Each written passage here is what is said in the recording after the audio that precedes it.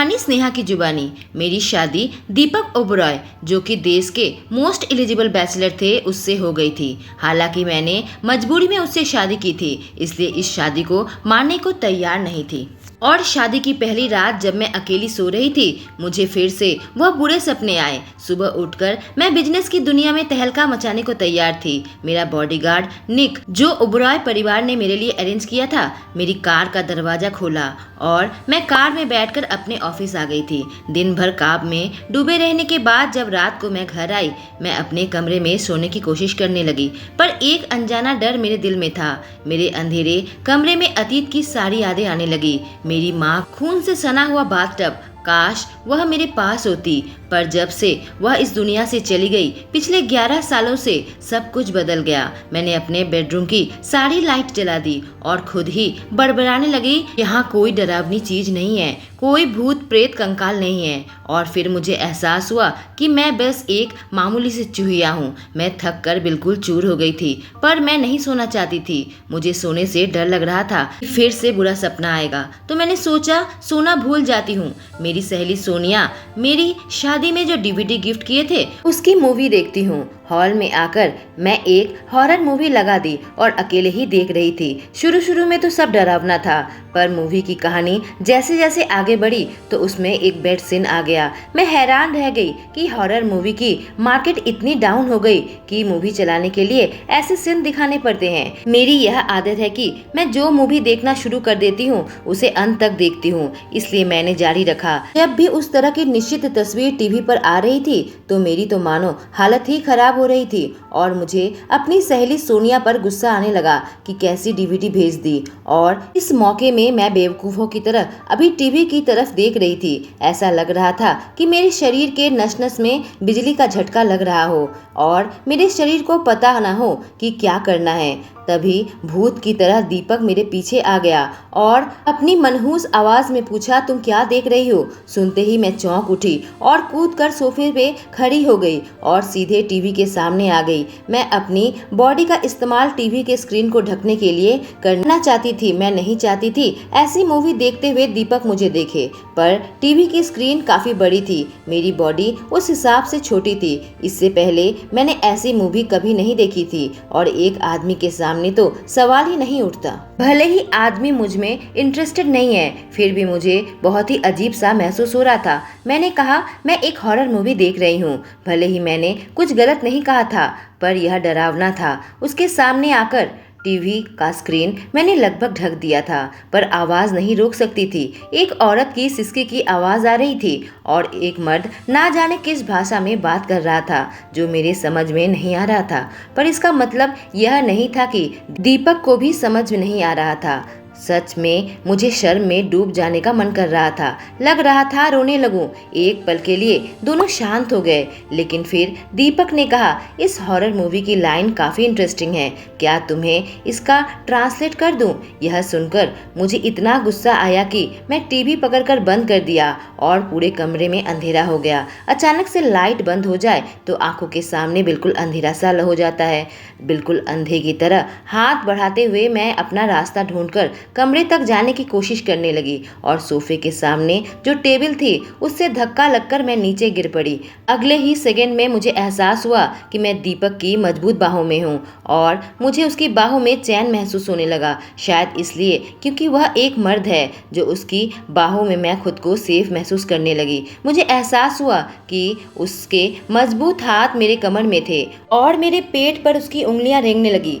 मुझे उसके शरीर की खुशबू आने लगी थी। अचानक मुझे एहसास हुआ उसके होंठ मेरे बेहद करीब है। इससे पहले कि मेरे होंठ और उसके होंठ आपस में मिल पाते, मैं अपना मुंह खोलकर उसे थैंक यू कहने लगी, पर उसने तुरंत ही मुझे सोफे में बैठा दिया, स्विच की ओर बढ़ने लगा, लाइट जला दी। मुझे हैरत इस बात की हुई कि इसे ठोकर कैसे नहीं लगी। फिर मेरी तरफ नजरें किए बिना ही सीधे बाथरूम चला गया और मैं सच में जानने के लिए उत्सुक थी कि वह बाथरूम में क्या कर रहा है। तो मैंने पूछा, तुम बाथरूम में क्या कर रहे हो? बाथरूम में जिस तरह से आवाज आ रही थी, कहने लगा, मैं नहा रहा हूँ।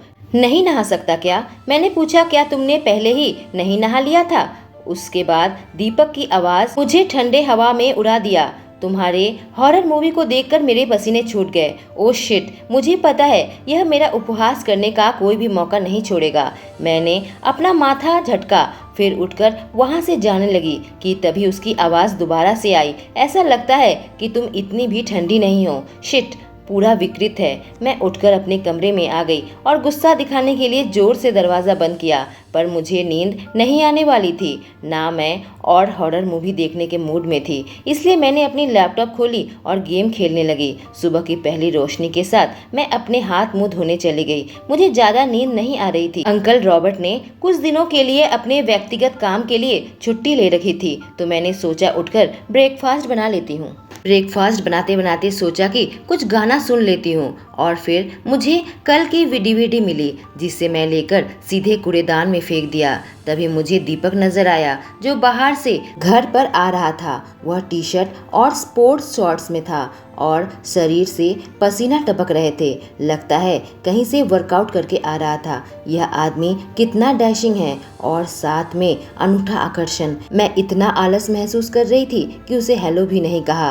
वह भी बिना कुछ बात करे अपने कमरे में नहाने चला गया। यह आदमी बड़ा साफ सुथरा है। थोड़ी देर बाद दरवाजे की घंटी बजी। मैंने खोला तो सामने एक आदमी खड़ा था। हेलो मैडम, यह आपका ब्रेकफास्ट है जो आपने ऑर्डर दिया था। मैंने कहा, मैंने तो कुछ भी ऑर्डर नहीं किया।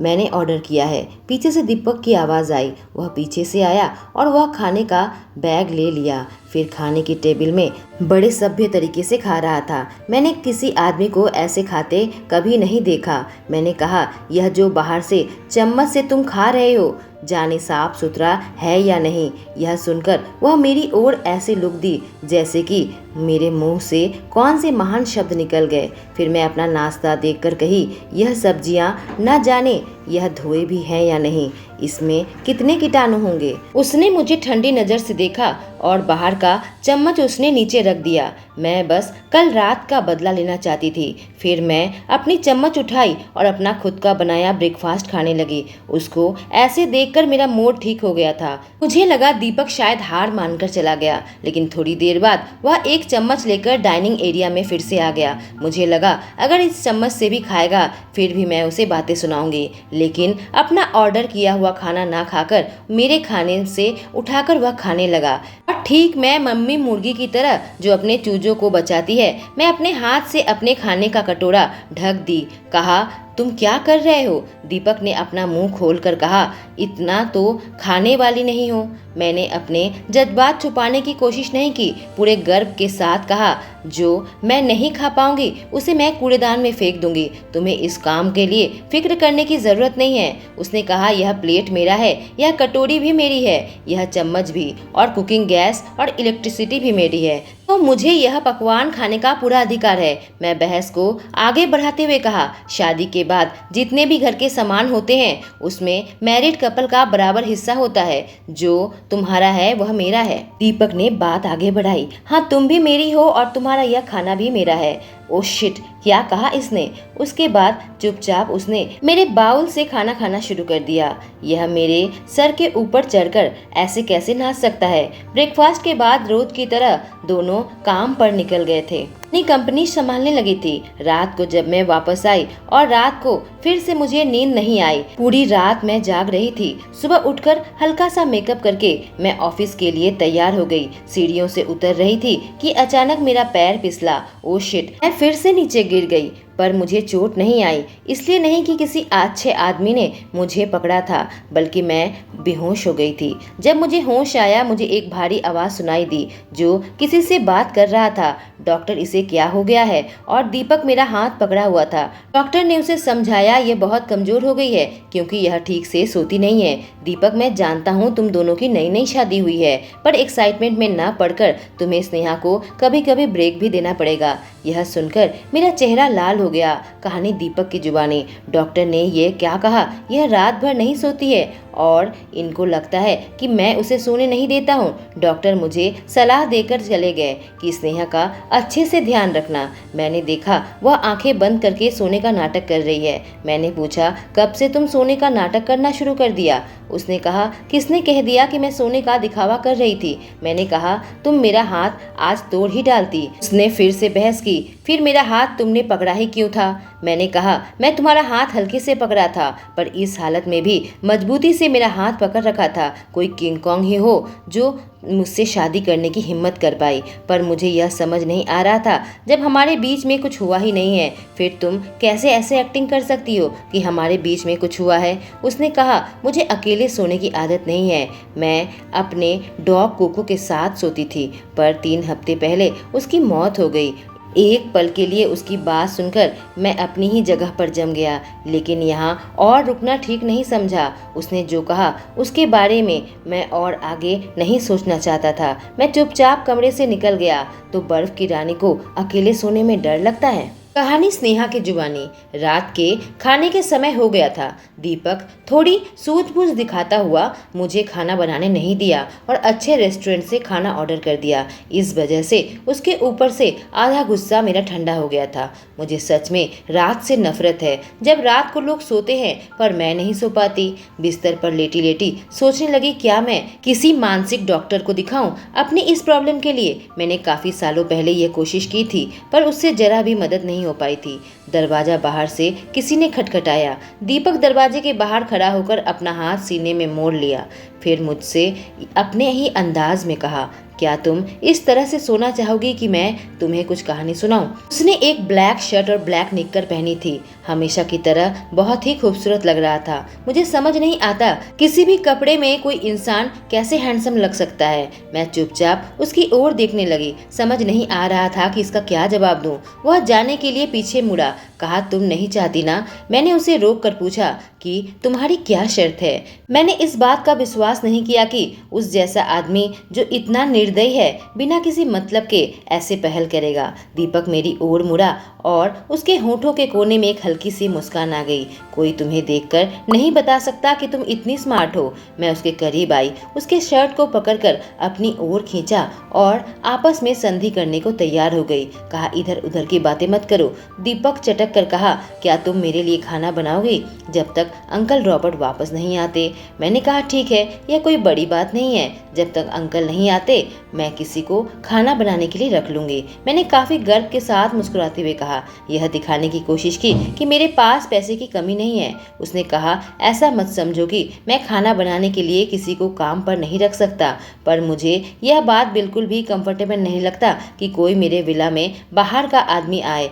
तुम मुझे बताओ करोगी या नहीं? डील, मैंने उसे निश्चिंत होकर जवाब दिया। हालांकि यह बराबरी का समझौता नहीं था। अगर मैं नहीं सोऊंगी तो मैं मर जाऊंगी। उसने मेरी दुर्लभ प्रशंसा करते हुए कहा। मेरी बातों को यूं मानते हुए देखकर काफी अच्छा लगा। शुरू में भले ही मेरी थोड़ी झिझक थी, पर मैं अपने तकिए को अच्छे से एडजस्ट कर लिया। इतने दिनों बाद मैं सोने वाली थी। दीपक आकर मेरे पास बैठ गया और अपनी गहरी हनी मिश्रित आवाज में कहानी पढ़कर सुनाने लगा। सुनने में इतना मधुर और शांतिपूर्ण था। मेरे लिए बड़ा ही अनोखा अनुभव था। मैंने सोचा कि अपने फोन में रिकॉर्ड कर लूं। अगर कभी यह बिजी रहे या अंकल रॉबर्ट के आ जाने के बाद यह मुझे कहानी ना सुनाए तो बाद में काम आएगा। और इस शांति में कब मैं सो गई पता ही नहीं चला। कहानी दीपक की जुबानी। जब तक मेरी कहानी खत्म हुई स्नेहा सो चुकी थी और जब मैं उसे देखा वह बिल्कुल ही दूसरी इंसान थी। वह दीवारें जो वह अपने आसपास रखती है सारे गिर चुके थे। बिल्कुल शांति के साथ वह सो रही थी। वह इतनी शांति के साथ सो रही थी कि उसके दिमाग में अपनी खुद की सुरक्षा करने की कोई भाव नहीं थे, जिससे मैं बिल्कुल अवाक हो गया। काफी देर मैं उसे यूं ही देखता रहा। उसके बाद मैंने अपना हाथ बढ़ाया और उसके गालों को छुआ और वह मुलायम एहसास जो मेरी उंगलियों में महसूस कर रहा था, उससे मेरा मूड बहुत हल्का हो गया। मैंने उसका नाम लिया स्नेहा, और वह सुनते ही हल्का सा हिली और एक पल के लिए मेरे चेहरे पर शर्मिंदगी का भाव आ गया और मैंने झट से अपना हाथ खींच लिया। अच्छा हुआ वह नहीं उठी। सुबह मैं अपने स्टडी रूम में काम में उलझा हुआ था। लैपटॉप की स्क्रीन में कुछ देख रहा था। तभी एहसास हुआ कोई मेरे कमरे के अंदर आया। मैंने नजरें उठाकर देखा तो वह व्हाइट शर्ट और ब्लैक शॉर्ट्स में स्नेहा मेरे सामने खड़ी थी। मैंने गौर फरमाया, अब भी उतनी ही खूबसूरत लग रही थी। उसकी खूबसूरत बादामी आंखें चमक रही थी, जिसे देखकर एक पल के लिए मैं खो सा गया। वह मुझे ऐसे देखने लगी, लग नहीं रहा था कि शर्मा रही है, काफी बोल्ड होकर देख रही थी। मैंने अपने चेहरे में खुशी का भाव लाकर बड़े प्यार से उससे पूछा, क्या तुम मेरी स्टडी इस्तेमाल करना चाहती हो? मेरा डेस्क बहुत बड़ा है, तुम चाहो तो आधा भाग तुम ले सकती हो। नहीं, दरअसल मैं यह पूछना चाहती हूँ कि तुम ब्रेकफास्ट में क्या खाना पसंद करोगे? स्नेहा ने मुझसे पूछा। मैंने कहा, तुम्हें जो बनाने का मन है बना लो, तुम जो बनाओगी मैं खा लूँगा, मैं चुन चुन कर नहीं खाता, मैंने मुस्कुराहट के साथ जवाब दिया। करीब 20 मिनट के बाद वह ब्रेकफास्ट बनाकर मेरे कमरे में आ गई और जब मुझे वह एक एक करके पकवान का नाम बताने लगी, मैंने कहा, मुझे नहीं पता था तुम्हें इतना सब कुछ बनाना आता है। उसने कहा, हाँ मैं बना सकती हूँ। मैंने कहा, इसे यहीं छोड़ दो, मैं थोड़ी देर बाद खा लूँगा। उसने देखा कि मैं कितना बिजी हूँ, अचानक से कहा, मैं तुम्हें खिला देती हूँ। यह सुनकर एक पल के लिए मैंने माथा सिकोड़ा, सोचा उसे मना कर दूँ, पर ऐसा मौका खोना नहीं चाहता था। मैं तुम्हें खिला देती हूँ, तुम अपने काम में ध्यान दो। कहते हुए उसने चम्मच से खाना उठाया और उसे फूंक मारकर ठंडा करते हुए फिर मेरे मुंह में डाला। मैं लैपटॉप में तब देख रहा था। अचानक जैसे ही मेरे मुंह में खाना आया, मैं अपनी एक्साइटमेंट रोक नहीं पाया। उसको खाने का रस में यूं खो गया कि मेरे दिल को सुकून पहुंचने लगा और सोचने लगा, इसका खाना आखिरी बार जब खाया था इतना अच्छा क्यों नहीं लगा था। स्नेहा एक एक चम्मच करके मुझे पूरा खाना खिला दिया। मैंने उससे दिल से कहा, thank you Sneha, you are welcome, मैं ऑफिस के लिए निकल रही हूँ। कहते हुए वह स्टडी रूम से बाहर चली गई और मैं बेवकूफ़ों की तरह उसके पीछे से देखता रहा और मुस्कुराकर सोचने लगा, जिंदगी में पहली बार खाना मुझे इतना स्वादिष्ट लगा। कहानी स्नेहा की जुबानी। करीब 7 बज गए थे जब मैं ऑफिस से निकली। मैं निक के साथ गाड़ी में बैठ गई थी। गाड़ी मीडियम स्पीड से चल रही थी। मैं खिड़की से बाहर गलियों को देख रही थी। छोटी मालकिन, निक ने कहा। उसकी बात सुनते ही मेरे मन में बुरे बुरे ख्याल आने लगे, क्योंकि यह आदमी बिल्कुल ही अदृश्य रहता है। वह मुझे शीशे से देखता हुआ कहा, हमारा पीछा किया जा रहा है। पीछे मुड़कर एक काली कार देखी। हमसे काफी मजबूत कार थी। मैंने काफी घबराहट के साथ बोला, क्या हम उसे पीछे छोड़ सकते हैं? उसने कहा, कोई प्रॉब्लम नहीं है। इससे पहले कि मैं राहत की सांस ले पाती, उसने कहा, किसी ने हमारे ब्रेक के साथ छेड़खानी की है। मैंने कहा, क्या? उसने कहा, काफ़ी प्रोफेशनल तरीके से की गई है, क्योंकि जब मैं कार चेक किया था तो मैंने यह ध्यान ही नहीं दिया। ऐसा लगा था कि उन लोगों ने ब्रेक को थोड़ा सा पहले एडजस्ट कर रखा है। अगर हम तेज नहीं चलाएंगे तो कोई बात नहीं है, अगर पीछे वाली कार को धोखा देकर आगे निकलना है तो स्पीड बढ़ानी होगी, तो यह ब्रेक्स बिल्कुल भी काम नहीं करेंगे। मैं अपने होंठ काटने लगी कि आखिर इस तरह से मेरे ऊपर हमला किसने किया। उसने कहा, छोटी मालकिन, हमारे पास 2 रास्ते हैं। एक तो हम कार को रोक दे, बस जो कार हमारा पीछे है वह हमारे टुकड़े कर देंगे इससे पहले कि हम कार खोलकर भागने की कोशिश करें, और दूसरा है कि हम कार की स्पीड बढ़ाएं। पर ऐसे हालत में हो सकता है कि मैं कार रोक ना पाऊं और एक्सीडेंट हो जाए।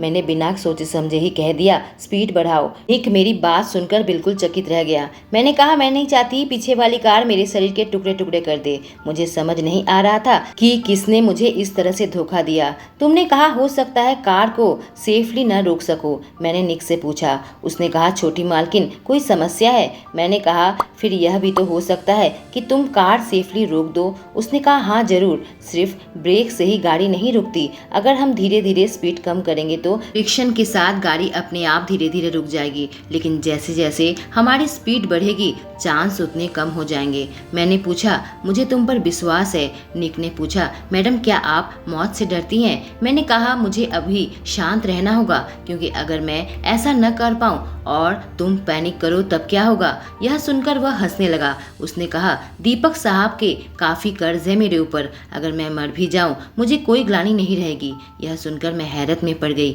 पीछे वाली कार और पास आने लगी तो निक ने कहा, मैडम मैं स्पीड बढ़ा रहा हूँ, आप कोई चीज पकड़ कर बैठ जाए। जैसे स्पीड बढ़ने लगी, आती जाती ट्रैफिक से मैं बेहद घबराने लगी। निक ने पूछा, क्या आपके पास दीपक सर का सेलफोन नंबर है? मैंने पूछा, क्या मैं उसे कॉल करूं? उसने कहा, हाँ स्पीकर में लगा कर दो, मैं बात करूंगा। मैंने कहा, ठीक है, और जल्दी से अपना फोन निकाल कर उसे कॉल किया। मैं जल्दी से फोन करके फोन स्पीकर में डाल कर कहा, मैं स्नेहा। उसने ठंडे आवाज में कहा, मैं जानता हूँ। तभी उधर से निक ने कहा, बॉस अब वह काफी सीरियस होकर पूछा, क्या बात है? मैं कार ड्राइव करके इसके कंपनी से निकला हूँ और अभी उसके सामने वाले रास्ते पर हूँ। यहाँ इस नंबर का एक लाइसेंस प्लेट वाली कार है, ठीक हमारे पीछे है। जितनी स्पीड से चल रही है लग रहा है हमें धक्का देने वाली है। उन्होंने अपने सामने वाला बम्पर भी काफी शक्तिशाली बना लिया है और ऊपर से हमारी गाड़ी की ब्रेक भी काट दी है, इसलिए अभी जो हालत है हमें सपोर्ट की ज़रूरत है।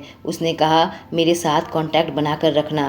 कहकर ही उसने फ़ोन काट दिया और मैं बिल्कुल शॉक्ड वहीं बैठी रही। उसने चिंता के एक भी शब्द नहीं कहे। जब कार में झटका लगने लगा उसने कहा, मैडम कसकर पकड़ लीजिए, मैं स्पीड और बढ़ा रहा हूँ। इसी तरीके से 15 मिनट हो गए थे। अचानक फ़ोन बजा। मैं बिल्कुल चौंक उठी। दीपक लाइन पर था।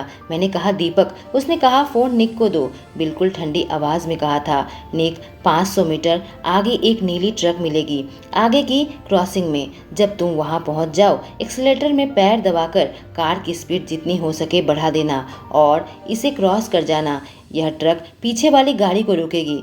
जैसे ट्रक से आगे बढ़ जाओ फिर कार धीरे करके रोक लेना। निक ने कहा, ठीक है। अचानक से कॉल कट गई। कार में फिर से झटका लगा और स्पीड बढ़ गई। मेरी कार कोई स्पोर्ट्स कार नहीं है और न ही बेशकीमती कार है। हमारे आगे रोड में हमें एक नीली ट्रक जो कि पार्क करके रखी हुई थी नजर आई। ट्रक स्टार्ट हो गई, आगे बढ़ने लगी। अगर निक से जरा भी कोई गलती हो गई तो हमारी ट्रक से टक्कर हो जाएगी और हम मर जाएंगे। दोनों कारें धीरे धीरे पास आने लगी थी और मेरी हालत बेहद खराब हो गई। आखिरी वक्त में मैंने अपनी आंखें बंद कर ली और एक जोरदार आवाज आई, क्या दीपक स्नेहा की जान बचा पाएगा? आखिर किसकी टक्कर हो गई? यह एक्सीडेंट दोनों का दिल पिघला पाएगा या अब भी एक दूसरे को अपने ठंडे भाव यूं ही दिखाते रहेंगे? धीरे धीरे एक दूसरे को पसंद करने लगे हैं। क्या रंग लाने वाली है उनकी प्रेम कहानी? जानने के लिए कहानी का अगला भाग जरूर सुने। दोस्तों, इस कहानी के पिछले एपिसोड्स में कमेंट सेक्शन में पिन कर दूंगी। Thank you.